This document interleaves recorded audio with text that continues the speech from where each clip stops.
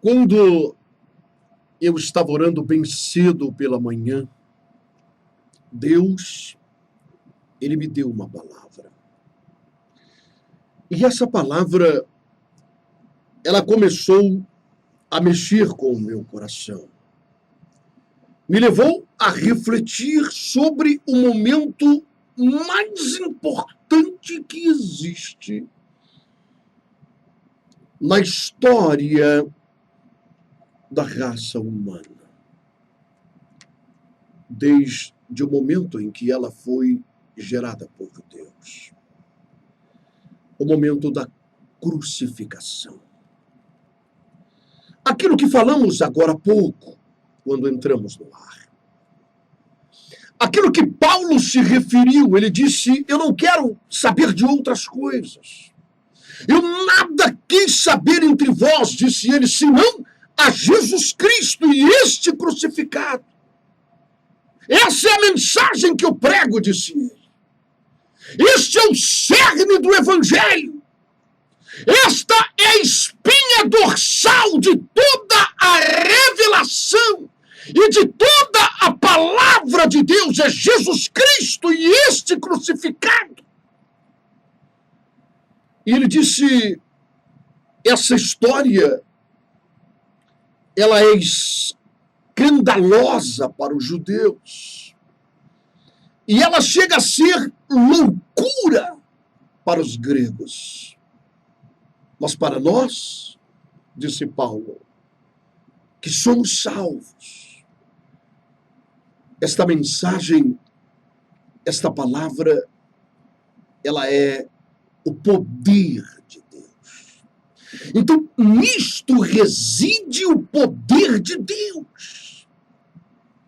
Neste momento que tem sido tão desprezado pelos pregadores de nossa época, quão raramente eu e você podemos ouvir uma mensagem que fala da crucificação.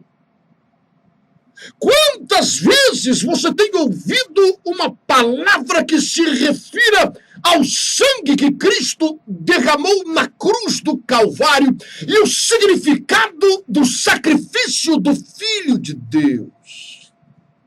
É raro. É raro porque isso aponta para os nossos pecados. Isso aponta para as nossas falhas. Isso aponta para as nossas grandes necessidades. Isso nos mostra que nós não somos nada. E a grande maioria dos pregadores hoje, eles querem pregar coisas que agradem a carne, que venham elevar o ego e a autoestima das pessoas e se utilizam da palavra de Deus para fazer promessas de que estas pessoas ficarão ricas, abastadas, que não terão falta de nada e serão ricas empresárias e serão curadas de suas enfermidades e que ficarão livres de todos os laços do diabo e no final da história ainda vão entrar nos céus.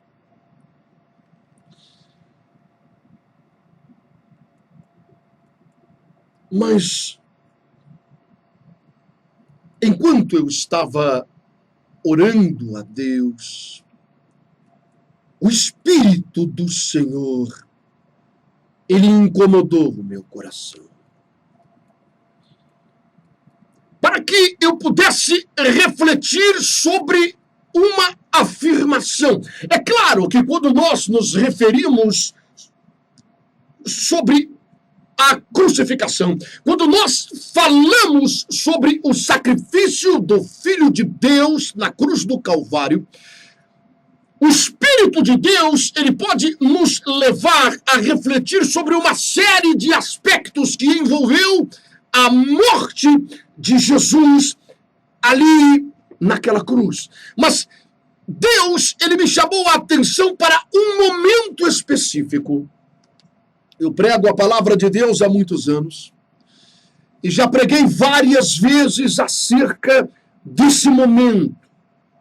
Mas eu confesso a você que durante todos estes anos em que eu tenho pregado a palavra de Deus, o Espírito do Senhor jamais tinha chamado a minha atenção de uma forma tão forte, tão enfática, tão profunda, sobre essa oração de Jesus enquanto ele padecia naquela cruz.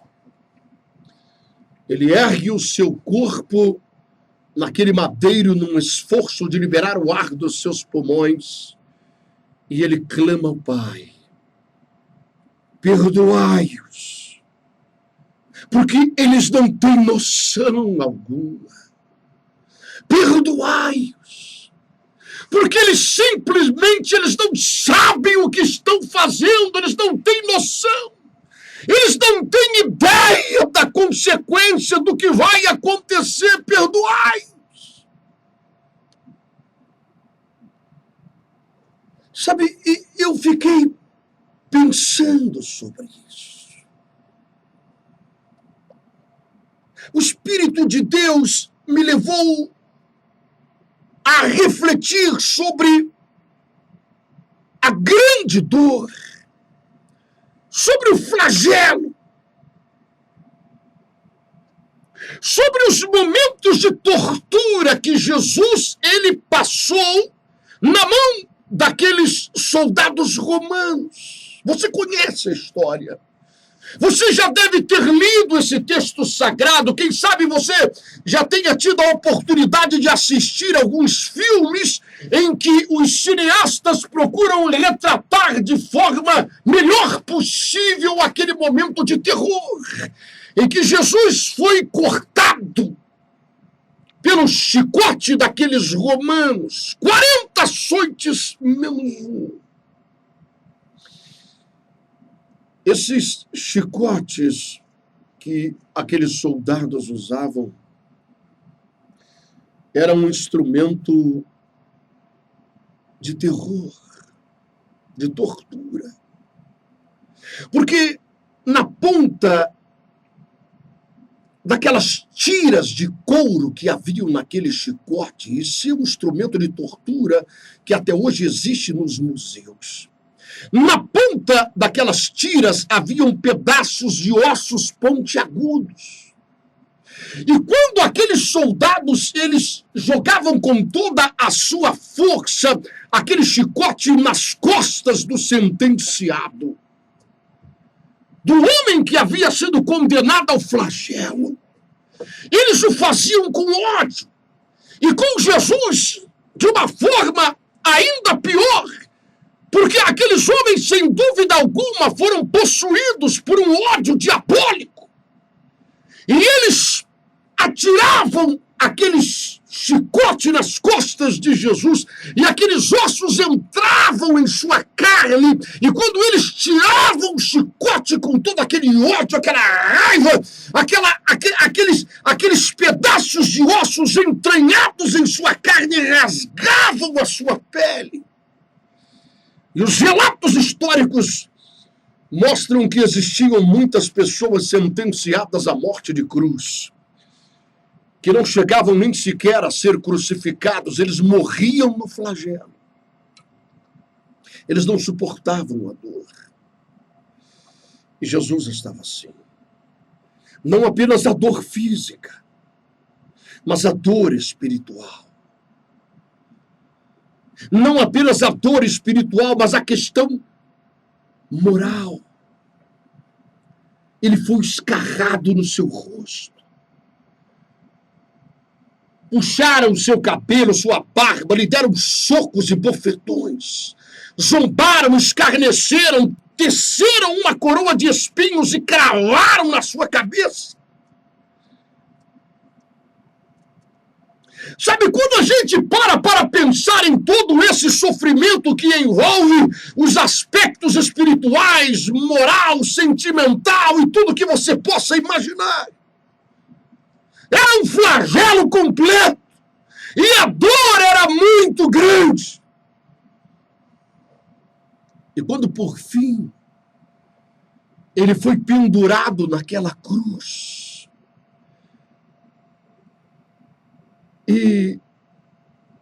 a crucificação, os soldados romanos não planejavam fornecer aos pintores do futuro uma imagem para ser pintada em seus pincéis e em suas aquarelas. Uma imagem bonita de um homem morrendo na cruz. Mas os crucificados, eles eram pendurados inteiramente nus. Não com uma espécie de fraldão, como você às vezes vê em alguma aquarela ou em alguma escultura. Era a morte da zombaria. Era a morte da dor. Era o pior flagelo.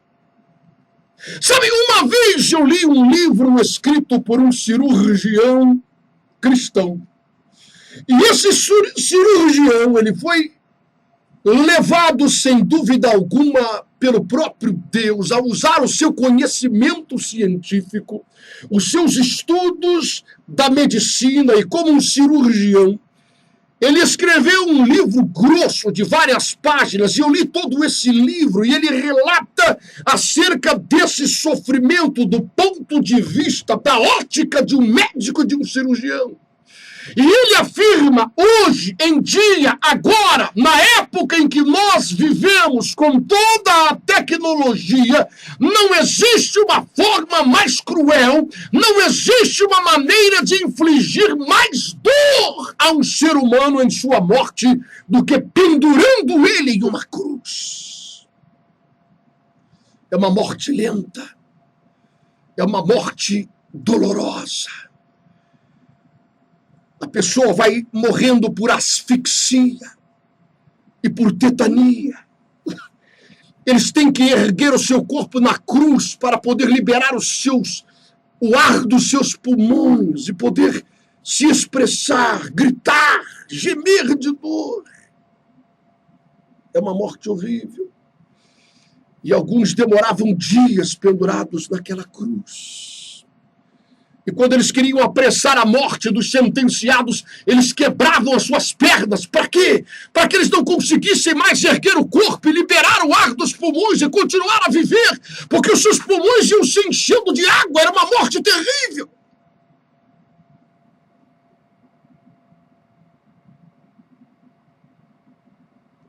Alguém que passava por uma situação como essa, alguém que sofria todas essas dores físicas, emocionais, espirituais, porque ele não apenas estava sofrendo o aspecto físico, mas ele estava recebendo sobre si a iniquidade, ele estava recebendo sobre si os nossos pecados. Pense nisso. Como uma grande esponja, ele sugava para si os pecados de uma prostituta, de um assassino, os pecados de um feiticeiro, de um homicida, de um ladrão.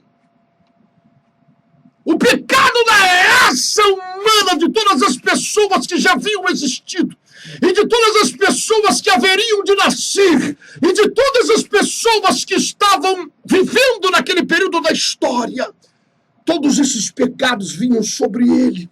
Isso foi algo tão forte, foi algo tão violento, que nesta hora Deus o apartou da sua glória e da sua presença. E ele ergue o seu corpo e grita: Eloí, Eloí, lama sabachthani. Deus meu, por que me abandonaste? Sabe, quando eu paro para pensar em tamanha dor, em tamanho flagelo, em todos os aspectos, inclusive esse aspecto de que ele não sofria apenas dor física, mas dor espiritual. Porque agora ele estava recebendo o pecado da raça humana. Que coisa terrível foi essa? Ele que jamais pecou, que em tudo foi tentado, mas em nada ele pecou. Agora ele estava recebendo toda a imundície, toda a sujeira, toda a iniquidade, todo o pecado. Pedro, alguns anos depois, ele disse: pelas suas feridas, nós fomos sarados. O castigo que nos traz a paz estava sobre ele. O castigo que eu merecia, que você merecia, esse castigo estava sobre ele. E pelas suas feridas nós fomos sarados. E foi isso que o Espírito de Deus mais me chamou a atenção.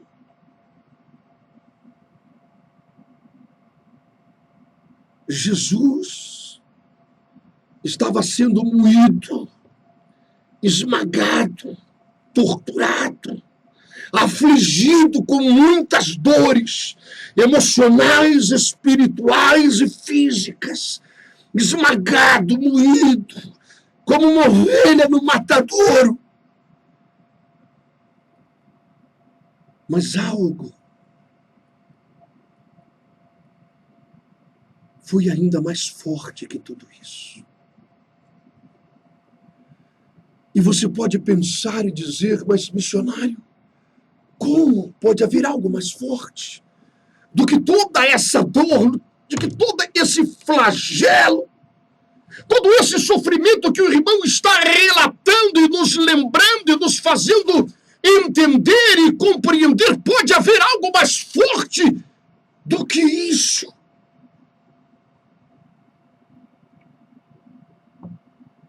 Foi exatamente isso que Deus me chamou a atenção.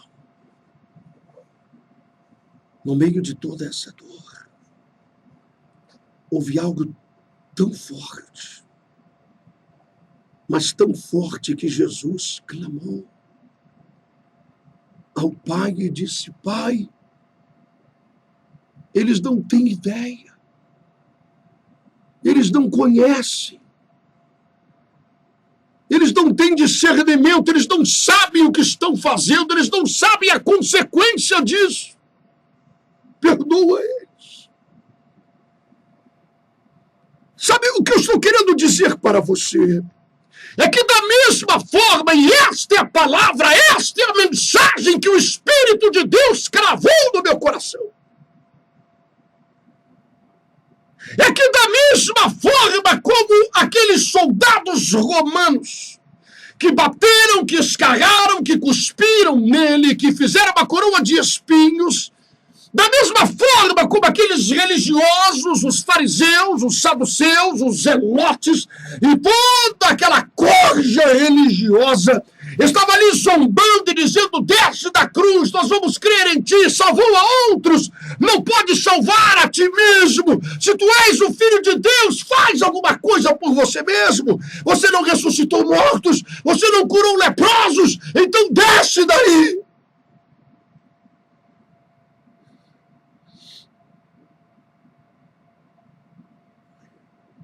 Da mesma forma hoje, milhares de pessoas estão lidando com o sacrifício do Filho de Deus. Milhares de pessoas estão lidando com o sangue que foi derramado na cruz. Milhares de pessoas estão lidando com toda essa dor, com todas estas feridas.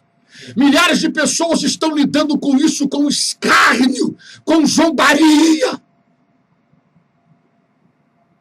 Estão vendo nisso apenas um meio através do qual elas poderão ganhar dinheiro fácil. Um meio através do qual elas poderão enganar as pessoas que precisam de um milagre, de uma bênção. Elas poderão se utilizar da necessidade dos infelizes para poder ganhar dinheiro, se projetarem politicamente, socialmente, engordarem as suas contas bancárias. Mutilam as revelações da palavra de Deus, mutilam os versos bíblicos para poderem tecer, como uma aranha tece a sua teia. Eles tecem as suas doutrinas e os seus ensinamentos, que muitas vezes são exatamente o contrário dos ensinamentos de Jesus. Quantas pessoas estão assim, zombando, fazendo pouco caso, escarnecendo, não estão nem aí para aquela dor, para aquele sofrimento, para os objetivos pelos quais ele não descia daquela cruz, pela razão pela qual Deus trouxe o seu único filho para esmagá-lo naquela cruz. As pessoas querem apenas se aproveitar de alguma forma, se beneficiar de alguma maneira, mas não no aspecto eterno, mas no aspecto mundano, ou seja, elas querem se beneficiar aqui e agora. Elas só conseguem ver uma razão se puderem ter um benefício aqui e agora. Quando nós pegamos aqueles dois ladrões que foram pendurados na cruz com ele, uma à direita e outra à esquerda, nós vemos um retrato claro disso. Quando um dos ladrões, ele disse: se tu é mesmo filho de Deus, eu estou disposto a crer, eu vou até te seguir, eu vou me unir aos teus discípulos, e eu vou crer mesmo que tu é filho de Deus, mas tem uma coisa: desce dessa cruz e me tira desse sufoco. Eu só posso crer em ti, e eu só posso te seguir, se eu puder ver o benefício disso aqui e agora. Mas o outro não, o outro disse: você é um louco. Você não entende, ele não vai descer dessa cruz. Essa é a obra que ele está realizando. Eu vi suas mensagens, eu vi seus milagres, ele teria poder para descer se quisesse, mas eu sei que ele não vai. E então ele diz a Jesus: lembra-te de mim quando entrares no teu reino. Perdoa os meus pecados. Sabe, estas pessoas que hoje zombam, escarnecem, estas pessoas que mutilam as revelações que existem nesse momento tão especial e maravilhoso, elas não têm ideia do que fazem. Elas não têm noção do que isso vai gerar. Elas não têm ideia do que vai acontecer por causa disso. E isso é algo tão terrível, isso é algo tão grave, que Jesus deixou de lado toda aquela dor, todo aquele sofrimento físico, emocional, espiritual, para clamar ao Pai e dizer: eles não têm noção do que estão fazendo, eles não sabem a gravidade disso, eles não sabem o que é o inferno, eles não têm noção do que é a condenação eterna. Senhor, coloca juízo na cabeça deles, faz alguma coisa por eles, perdoa-os.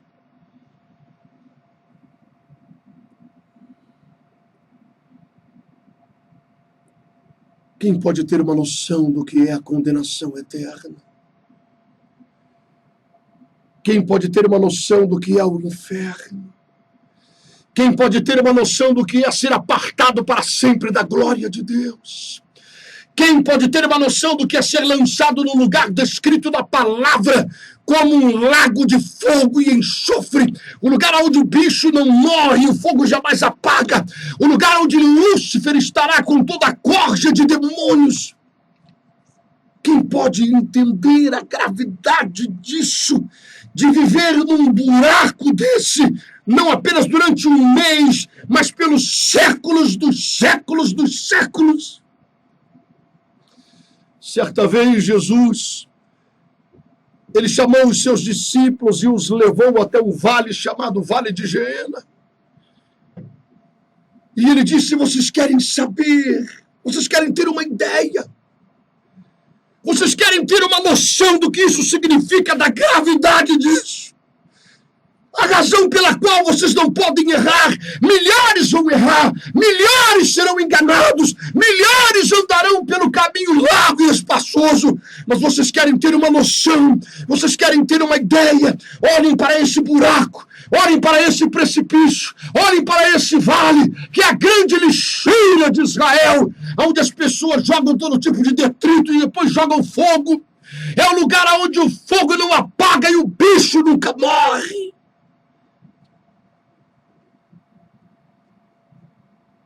Você lembra daquela parábola de Lázaro e do rico?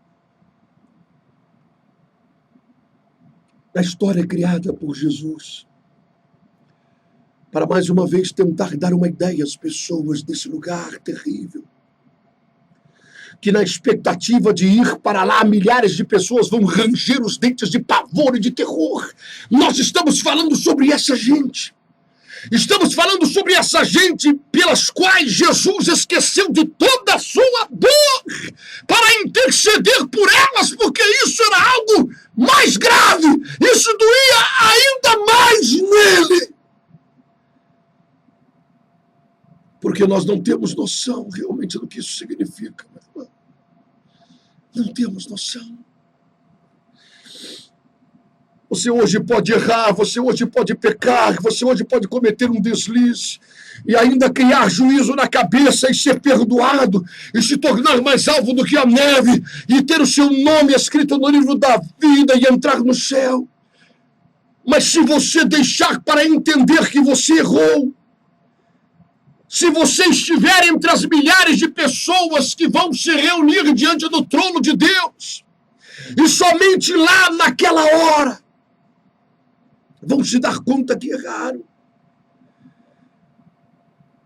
Quando Jesus disser a essa gente, milhares, ele disser assim: apartai-vos de mim, malditos, para o fogo eterno. Eu não criei isso para vocês. Eu não queria que vocês fossem para lá. Isso foi criado para o diabo e seus anjos. Mas vocês zombaram, vocês escarneceram, vocês não tiveram discernimento, vocês não quiseram abrir os olhos, vocês cultivaram espinhos e abrolhos e pedras dentro do coração, para que a minha semente, a minha palavra não pudesse germinar. Apartai-vos de mim para sempre. Para o fogo eterno criado para o diabo e seus anjos. Sabe, a Bíblia diz, isso vai acontecer. Não importa o quanto eu pregue, ou qualquer pastor, ou pregador, ou evangelista venha pregar na maior unção de Deus, a palavra de Deus, ela vai se cumprir. Eu só não quero estar entre a multidão, e eu espero que você que me ouve agora também não deseje estar entre essa multidão enganada, porque nós veremos isso, milhares de pessoas rangendo os dentes de pavor. Era sobre isso, essa é a dor maior que levou Jesus a esquecer da sua própria dor para clamar por essa gente. Elas vão ranger, os queixos vão bater, vai ser um pavor terrível na expectativa de serem lançados desse lugar. Nunca mais haverá um Cristo para morrer por elas, nunca mais haverá perdão pelos séculos dos séculos. Viverão com o diabo nesse lugar terrível, no lago de fogo e enxofre, atormentados para sempre. E elas vão dizer: Senhor, há algum engano. Senhor, eu sou teu servo. Senhor, eu conheço a Bíblia toda, todos os livros.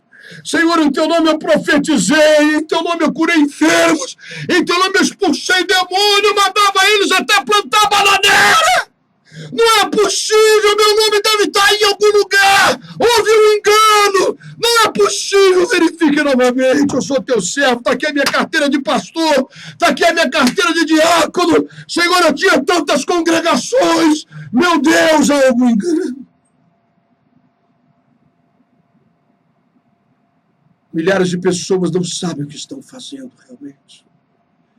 Elas não têm noção. Por isso praticam a iniquidade, por isso vivem a iniquidade, por isso são enganadas pelo diabo, por isso pregam aquilo que Paulo chama de outro evangelho. Eu fico às vezes abismado em perceber a capacidade destas pessoas em pregarem muitas vezes não um pequeno deslize da verdade pregada por Cristo. Mas eles pregam o contrário. Por exemplo, quando Jesus ensinou que não devemos andar ansiosos por coisa alguma, nem por aquilo que vamos vestir, nem por aquilo que vamos comer. E que nós deveríamos aprender que o Pai cuidará de nós, e que nossa preocupação deve ser buscar o reino dos céus e entender que nesse reino há uma justiça. Há uma justiça! Esses pregadores incitam as pessoas a andarem ansiosas e preocupadas e quererem pensar apenas no que vão vestir e no que vão comer. Eles pregam o contrário. Não é apenas um pequeno deslize, mas é o contrário daquilo que Jesus ensinou. E pior do que isso, as pessoas aceitam essa palavra. Sabe por quê? Porque nós estamos vivendo o cumprimento de uma profecia, que no final dos tempos se levantariam muitos falsos profetas e eles enganariam a muitos, se possível até mesmo os próprios escolhidos. E as pessoas, elas teriam comichão, elas teriam coceira nos ouvidos para ouvir as coisas que agradam a carne. Elas não querem ouvir a verdade. Elas não querem entender que Deus quer mudá-las, mudar o seu caráter, mudar a sua personalidade, santificar suas vidas, porque sem santificação ninguém verá Deus. E assim, milhares de pessoas como aqueles fariseus e aqueles religiosos e aqueles soldados romanos e aqueles centuriões, milhares de pessoas da mesma forma não têm noção do que estão fazendo. Elas não sabem a gravidade, a consequência de seus atos. Elas estão fazendo, aqueles homens chegaram a dizer que o sangue dele caia sobre nós, não vai acontecer nada conosco. Aliás, é isto que a palavra de Deus alerta, meu irmão. Essa é a característica de um falso profeta. O falso profeta é aquele que cura superficialmente a ferida do povo. E ele diz: nenhum mal virá sobre vós. Fiquem tranquilos, porque nada vai acontecer. Sabe, o falso profeta, ele é assim.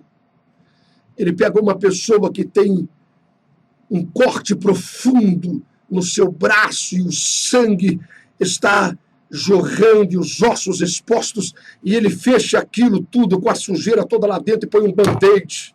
Ele cura superficialmente, mas lá dentro a gangrena vai comer a sua carne, vai comer os seus ossos, a sua mão vai cair, você vai morrer.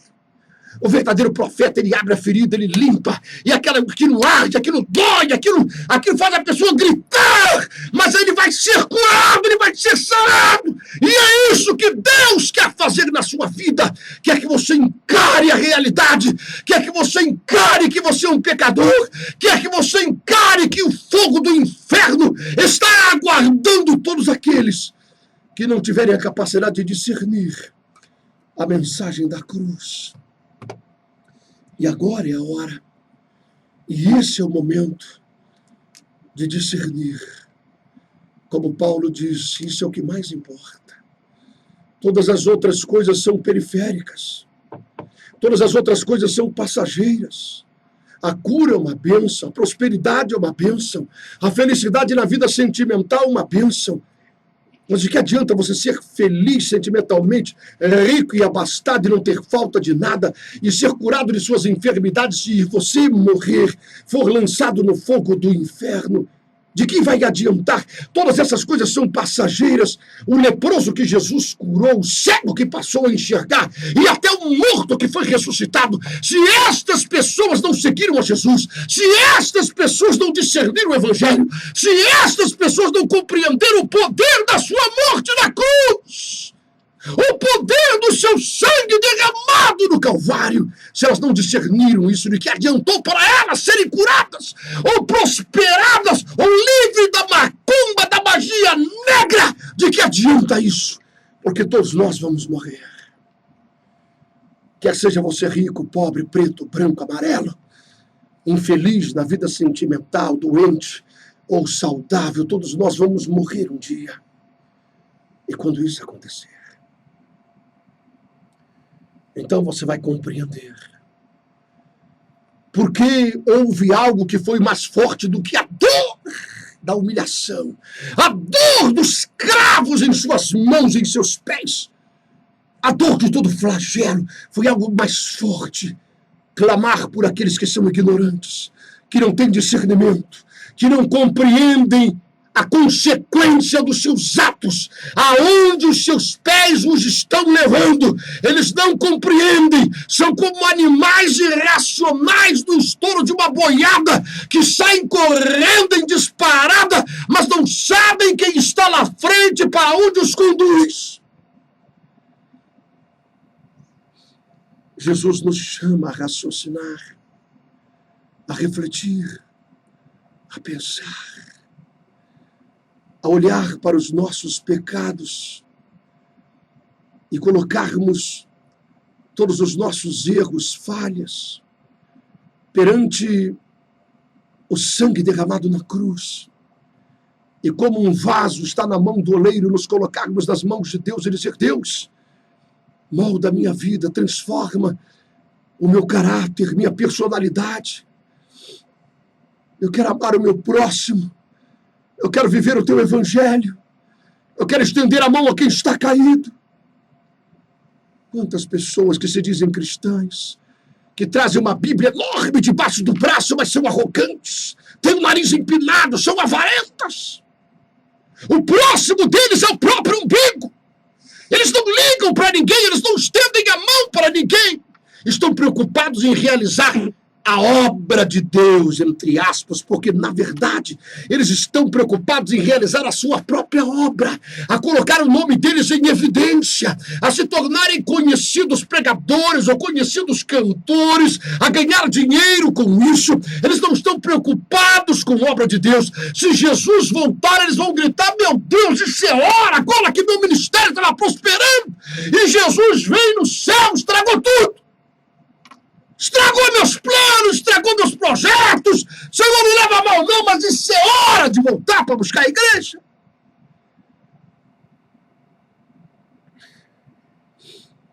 Sabe, eu quero convidar você a refletir um pouco sobre a dor que foi maior do que o chicote pontiagudo com os ossos rasgando sua carne, do que os cravos nas mãos e nos pés, do que a dor, do que o flagelo, que foi quando ele esqueceu de tudo, de toda a dor, para clamar por aqueles que não sabem o que fazem. Porque Jesus sabe a consequência disso.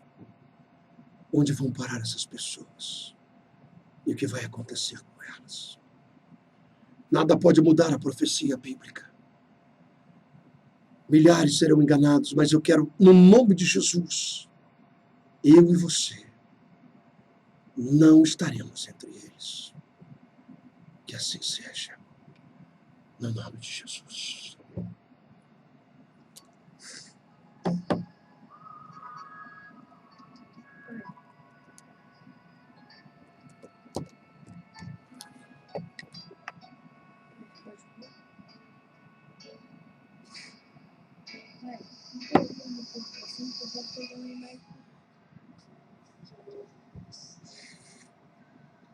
Querido Deus, amado Pai, quão importante é a palavra ministrada nessa madrugada. Sabe, meu Deus, se apenas uma pessoa só, no meio de uma grande multidão que me ouve através dessa rádio, uma só,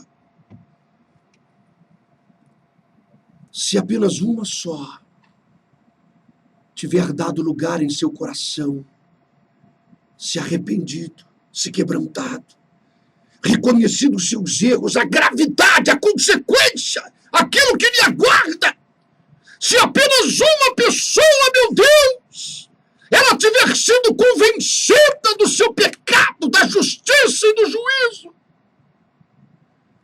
então já terá sido muito importante, já terá valido a pena estarmos aqui nessa rádio, nessa madrugada, ter suado a camisa e estar aqui nesse lugar, porque uma alma só vale mais do que o mundo inteiro, Senhor. Então eu te peço agora, arranca todos os espinhos, arranca os abrolhos. Meu Deus, repreende os passarinhos que beliscam a semente. Repreende os demônios que vêm tentando arrancar a semente que nós temos semeado agora. Em nome de Jesus, Satanás, eu te repreendo. Larga o coração dessa pessoa. Ó meu Pai, Deus de Abraão, faz essa semente germinar no coração dessa mulher, no coração desse homem, desse velho, no coração desse jovem, desse adolescente. Faz essa semente crescer e dar frutos, meu Deus, para que haja salvação, para que essas pessoas discernam a mensagem da cruz. Que assim seja, no nome de Jesus de Nazaré. Amém. E todos digam, graças a Deus.